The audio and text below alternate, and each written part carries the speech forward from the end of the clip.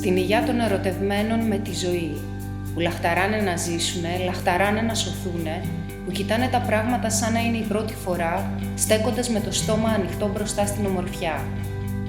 Στην υγειά αυτών που παίρνουν ρίσκα, που είναι έτοιμοι να πεθάνουν και να γεννηθούν ξανά, μόνο και μόνο για να ζήσουν μια υπόσχεση, που δεν ζυγίζουν τα υπέρ και τα κατά, παραβουτάνε με πλατή χαμόγελο και εμπιστοσύνη στο άγνωστο. Στην υγειά των σιωπηλών αγωνιστών, που κρυφά κοιτούν τα αστέρια και ονειρεύονται, παρόλο που κανένα όνειρο δεν τους βγήκε αληθινό, παρόλο που κανένα ταξίδι τους δεν έγινε. Στην υγειά αυτών που παραμένουν άνθρωποι και εξομολογούνται με ευγνωμοσύνη τα λάθη τους, που χαμογελούν ακόμη στον περαστικό και αγαπάνε αυτόν που ξέρουν ότι θα τους πληγώσει. Στην υγειά αυτών των όμορφων τρελών, που ακόμη πιστεύουν στα θαύματα, που δεν επαναλαμβάνουν τις ίδιες διαδρομές, μοναχά αλλάζουν διαρκώς περπατησιά, αρνούμενοι να φορέσουν τα κοστούμια που τους ράβουν.